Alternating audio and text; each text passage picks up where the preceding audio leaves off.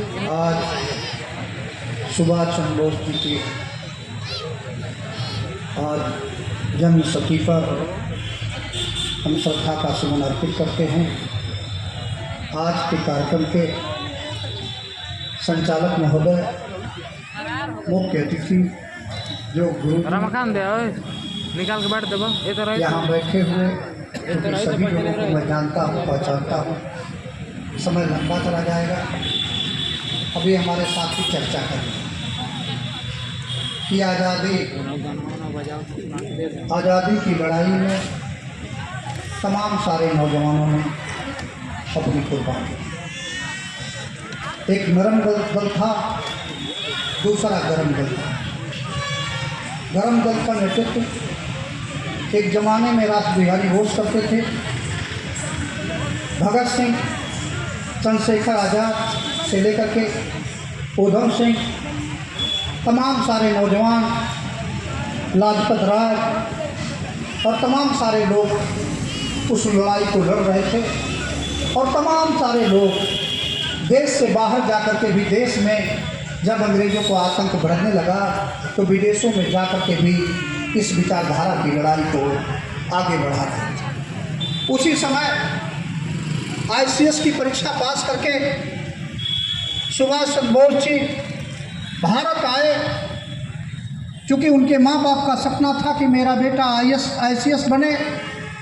सपना पूरा करने के बाद जब वो आए तो उन्होंने कहा कि मैं पेट पालने के लिए नौकरी नहीं करूँगा, देश को आज़ाद करूँगा। आज़ादी का जो तात्पर्य था, अभी एक साथी चर्चा कर रहा था कि एक आसमान है और आसमान के नीचे रहने वाले लोग सभी प्राणी, चाहे जिस रूप में हो, मानव है तो सभी मानव हैं। ये धरती है, ये धरती सबकी है। इस धरती का कोई मालिक नहीं हो सकता है। अगर धरती को माँ मानते हैं तो धरती का मालिक आप बने। इसका मतलब आप अपनी माँ के मालिक आप नहीं बन सकते। इसलिए धरती सबकी है। और यही विचारधारा कभी भगत सिंह ने भी फांसी के फंदे पर चढ़ते हुए यही सपना देखा था कि जब आज़ादी अपनी होगी तो इसका कोई मालिक नहीं, सभी लोग उस माँ के बच्चे होंगे और सबका इस ज़मीन पर अधिकार होगा। नौकरी निकलेगी तो उस पर सबका अधिकार होगा। और जिस तरह से धरती है उसी तरह से उन लोगों ने सोचा था कि जब अपना देश होगा तो विद्यालय खुलेंगे और उसमें बगैर भेदभाव के सभी बच्चे एक साथ बैठ करके पढ़ेंगे। और जिसकी जैसी क्षमता होगी, अगर किसी की क्षमता IAS बनने की है तो IAS बनेगा, किसी की क्षमता PCS बनने की है तो PCS बनेगा, किसी की इंजीनियर, डॉक्टर से लेकर के अध्यापक बनने की क्षमता है तो अध्यापक बनेगा। कोई मालिक नहीं होगा, कोई गुलाम नहीं होगा। जो काम करेगा उसको इतना वेतन मिलेगा कि वो अपने परिवार को उनका भरण पोषण कर सके और उसके यहाँ कोई दोस्त मित्र मेहमान आए तो उसका भी आदर कर सके। यही लोगों के अंदर, देश के शहीदों के अंदर यही एक सपना था। उसी सपने को लेकर के ये लड़ाई लड़ी जा रही थी। अभी तमाम सारे विद्वान, चूंकि विषय से हट करके आज कोई चर्चा हम नहीं करेंगे। सुभाष चंद्र बोस की जयंती है, लोकतंत्र की चर्चा साथी कर रहे थे। मैं तमाम सारे विद्वान हैं, उनके मन मस्तिष्क पर एक प्रश्न मैं डालना चाहता हूं। और जो गुरु जी भी बैठे हैं, इनके भी मन मस्तिष्क पर एक प्रश्न मैं डालना चाहता हूं कि आज आप बता दो कि क्या भारत लोकतंत्र है कि दलतंत्र है? भारत दलतंत्र आज है ना, लोकतंत्र। आज आदमी जो वो सोच रहा है, जो अच्छा करना चाह रहा है, वो न अच्छा सोच सकता है न अच्छा कर सकता है। इसलिए नहीं कर सकता कि उसको तय करना होगा, उसकी पार्टी जो कहेगी वह वो करेगा। अपने मन का नहीं कर सकता, अपनी सोच का नहीं कर सकता। पार्टी की जो सोच होगी उसके साथ काम करेगा। जैसे पशु खूंटे पर बंधा होता है, उसी तरह से आज आदमी भी खूंटे पर बंधा हुआ है। आज हमारे पाठक जिस कह रहे थे तो हमने इनसे व्यंग भी कहा कि मैं भी इस चोले में आ सकता हूं। मैं पूछा कि पाठक जी, क्या यही चोला अच्छा है? जिस चोले में आप हैं वो चोला अच्छा नहीं है। ये चोला नहीं, ये विचार अच्छे बुरे होते हैं, ये चोला अच्छा नहीं होता है। और कोई भी चोला धारण करने के पहले, जैसे एक सफ़ेद जो कपड़ा था, आज नेता की सबसे सभी लोग चर्चा कर रहे हैं, सफ़ेद कपड़ा, एक कपड़े की जो कल्पना की गई थी उसकी मुख्य रूप से कल्पना यह की गई थी कि अगर हम परोपकार में लोगों के खिलाफ खड़े, लोगों के पक्ष में खड़े होते हैं, अगर हम शहीद हो जाते हैं, मर जाते हैं, अगर हमको कोई कफन भी देने वाला नहीं होगा तो यही जो सफ़ेद कपड़ा हम पहने हैं वो कफन का काम आएगा।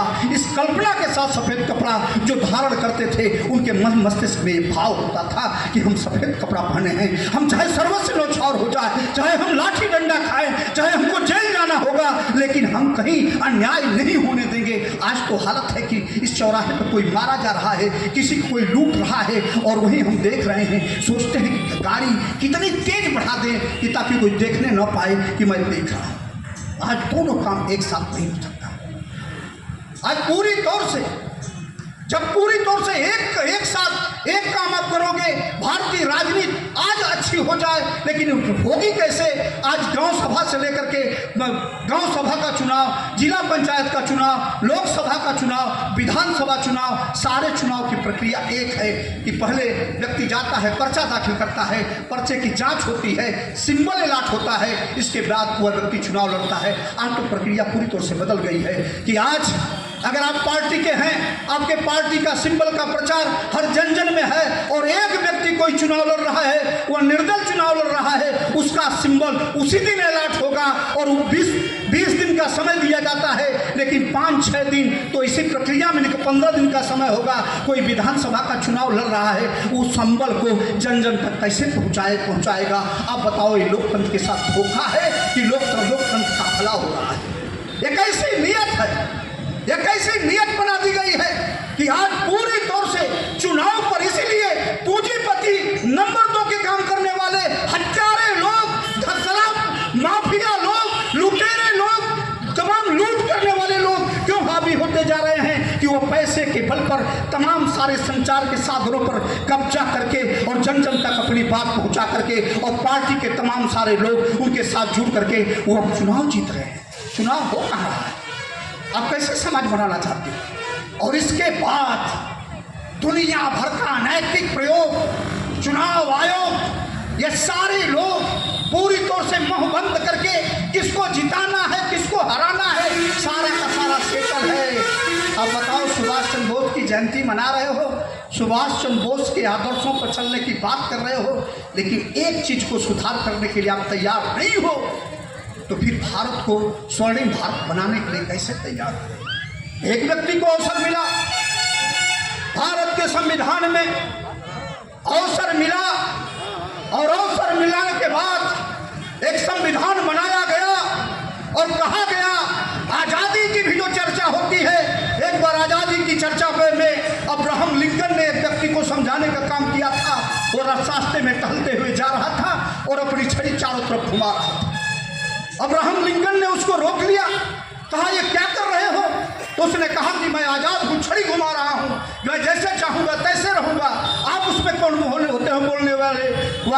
तो उन्होंने कहा कि आज़ादी का मतलब यह नहीं होता है, आज़ादी का मतलब यह होता है कि नाक के नीचे, नाक के ऊपर जब बढ़ोगे तो तुरंत तुम्हारे खिलाफ कार्रवाई हो जाएगी। इसलिए संविधान बनाया गया कि कोई नाक के ऊपर न बढ़ने पाए। आज तो नाक के ऊपर बढ़ने वाले कब्जा कर लिए। आज जो आज़ादी का जो अर्थ लगाया जाता है, आप ये कहो आप आज़ाद कहाँ हो?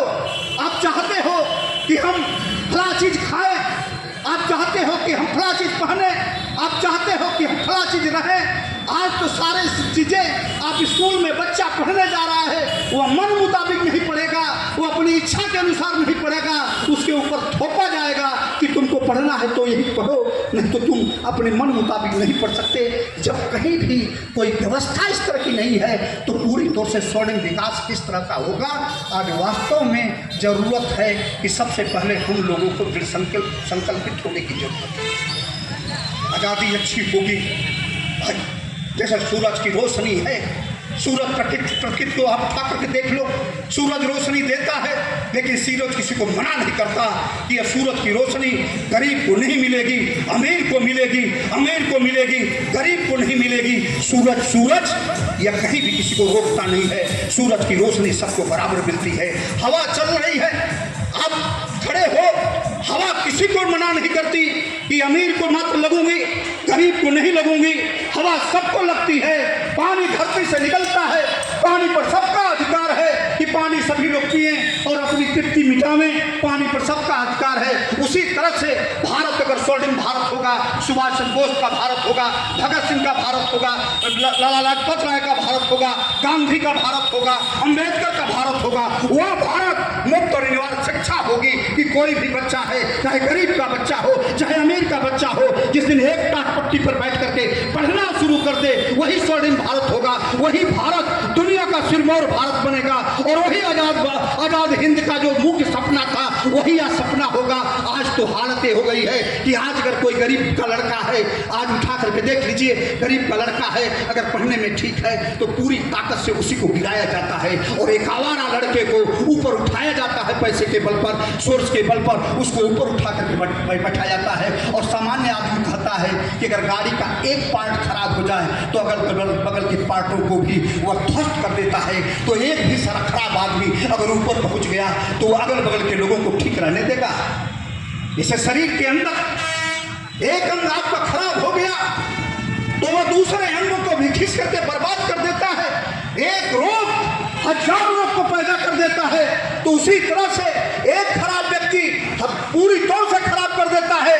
आज तो हालत है कि कभी अंग्रेज आए थे, कभी मुगल आए थे, आज तो भारत का धन दुनिया के देशों में अपने आप छूट दी जाती है कि तुम लूट करके भाग जाओ, तुमको पकड़ने के लिए हम नहीं जाएंगे, जितना चाहो भारत का धन लूट के लेके जाओ। और इसके बाद यहाँ का शासक छूट उनको देता है और कहता है कि 50 किलो यूरिया पर 45 किलो का लेबल लगा करके और पैसा 50 किलो का जाता है। आज तो हालत यह है कि आज स्कूल भी जितनी जातियां इस देश में हैं उसी तरह से बढ़ है, उसी तरह से व्यवस्था आज शिक्षा में हो गया है। आज गांव में मुफ्त शिक्षा मिल रही है जिसमें खाना भी मिल रहा है, जहां पढ़ाई नदारत है, जहां गार्जियन भी अपने बच्चों को पढ़ने के लिए नहीं भेजता है, वह तत्पर नहीं है कि हम अपने बच्चों को पढ़ा सके, वहाँ की हालत है। दूसरा विद्यालय है जहाँ 50 रुपया फीस है, 100 रुपया फीस है। तीसरा विद्यालय है जहाँ 500 रुपया फीस है। और चौथा विद्यालय है जहाँ की फीस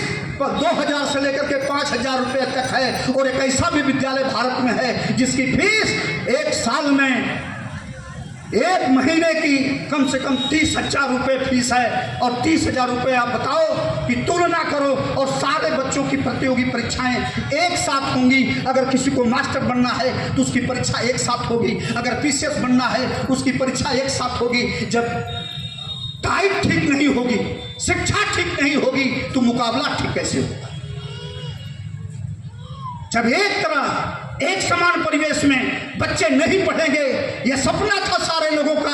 आओ हम सब मिल करके, चूंकि तमाम सारे वक्ता हैं वो अपनी बात रखेंगे, हम यही आप लोगों से निवेदन करूंगा कि आओ हम सब मिल करके एक सुधार करें, अपने को न्योछावर करें।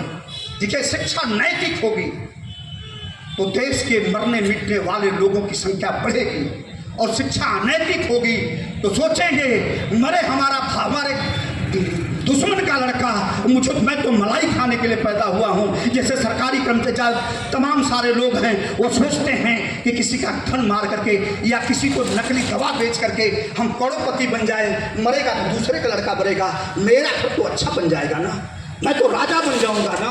और समाज का परिवेश है कि अगर कोई व्यक्ति महंगी कार से आ गया तो उसका जाकर के सबसे पहले भगत होती है। और पहले समाज था कि अगर कोई व्यक्ति गलती करता था तो उसको लोग अपने दरवाजे में बैठ के नहीं देते थे, उसका मान सम्मान नहीं होता था।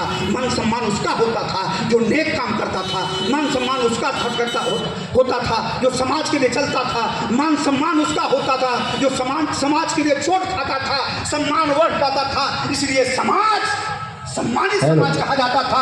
आज तो समाज में सम्मान उसका हो रहा है जो दारू बेच रहा है, समाज में उसका हो रहा है जो कत्लेआम करा रहा है, समाज में उसका हो रहा है जो नकली दवा बेच रहा है, समाज में उसका सम्मान हो रहा है जो अधिकारियों को पैसा दे करके लूट करवा रहा है। ऐसे लुटेरों को समाज से बनाओगे तो स्वच्छ समाज की कल्पना कैसे की जा सकती है? आओ हम सब मिल करके सुभाष चंद्र बोस की जयंती पर एक संकल्प लें कि लाठी चाहे लाख लगे लेकिन अन्याय के खिलाफ हम चुप नहीं बैठेंगे।